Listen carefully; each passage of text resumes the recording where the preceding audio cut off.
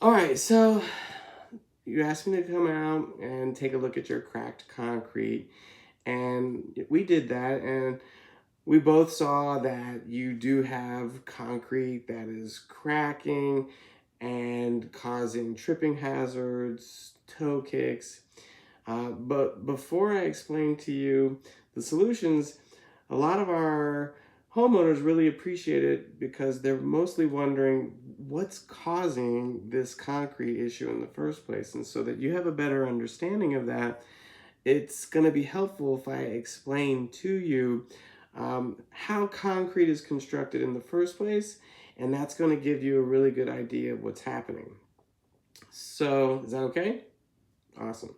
So, when your home was originally built, it is dealing with two types of soil. One is called native soil, the other one is called fill soil. And then what happens is that a backfill is brought in to the foundation soil, and then that backfill is used to level everything out so that before they pour concrete, they have a level surface to put it on. Forms are brought in to shape the concrete into slabs, and then everything is compacted down, okay? That concrete is poured on top of compacted soil.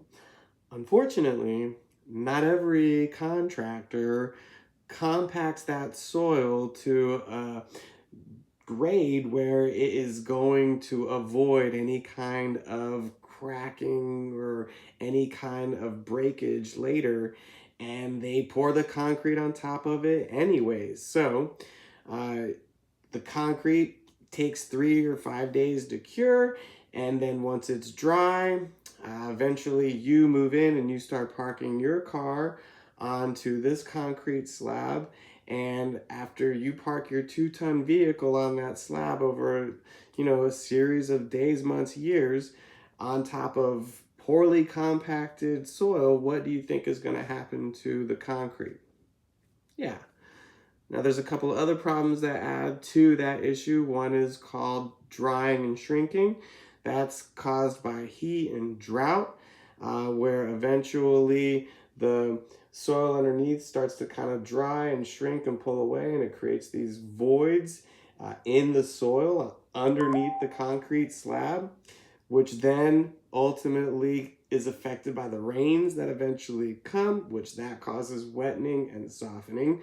And that then yields a situation where soil is being eroded out from underneath, washouts are happening, and then eventually you're going to continue to park your 2-ton vehicle on top of that. And so, taking all that information into consideration, I mean, can you think of a reason why you're seeing all this cracking in your driveway?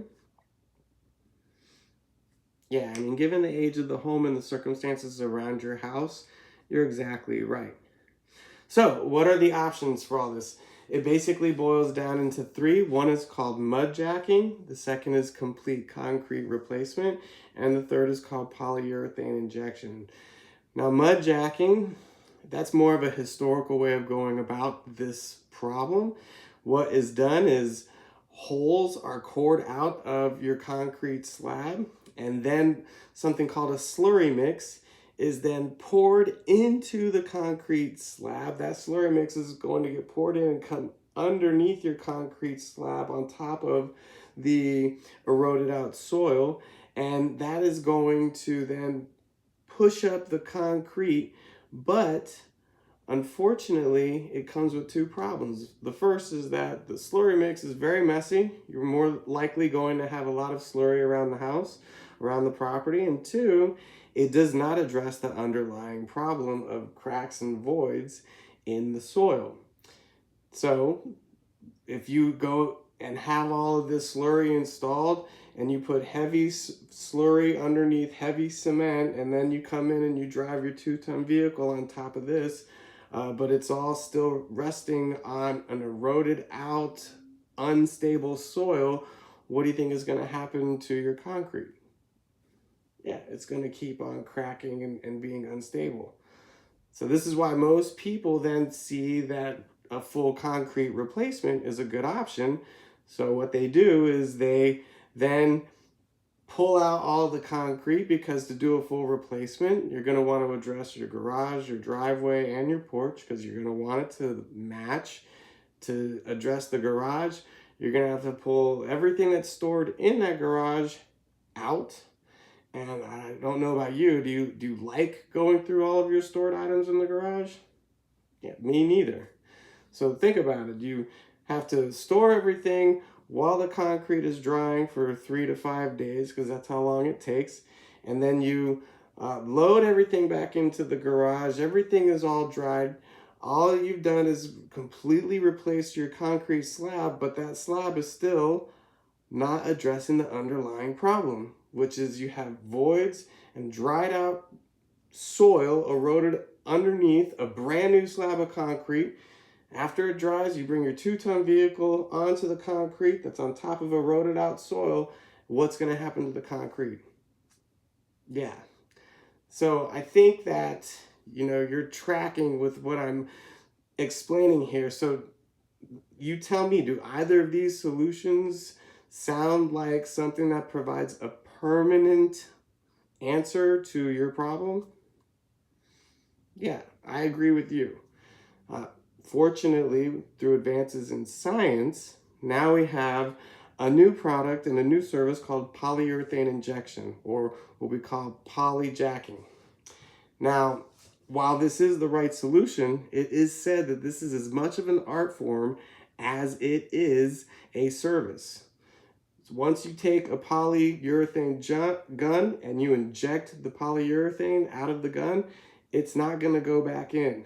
And once we inject it underneath your slab, it is going to spread like spider webs all throughout the voids, the cracks, the erosion.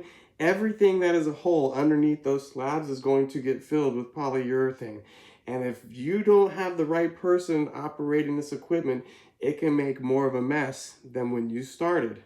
So experience, engineering work together to provide expertise, so that slab is put on top of a stabilized soil, and you'll even be able to have that slab come back up to where it was before, because it's going to create pressure to push the slab back up. Now, can you see how using the right provider of the service with the right product for the service is going to provide a permanent solution to your problem? Awesome. So having said that, what I want you to understand is what we're going to do is we're going to come out and drill 5/8 of an inch hole, about the size of a penny. All right. We're going to inject polyurethane underneath your slab, causing a completely stabilized soil foundation underneath the slab, pushing the slab back up. We're going to be able to do that for you. And this is what I think is really the best part. Well, actually, before I tell you the best part, let me feature the fact that polyurethane is going to create a thermal barrier against heat, so you don't have to worry about drying anymore. It's also going to be hydrophobic, meaning that water is not going to be able to penetrate the polyurethane, as well as the fact that those joists, we're going to dig out those joists and then put in a seal so that water can't collect in between the joists, freezing and then expanding and eventually causing more cement damage later down the road. And best part is that 15 minutes after we're done with our job, you can park your car back on the driveway. That's all the time it needs to cure, and you're ready to go.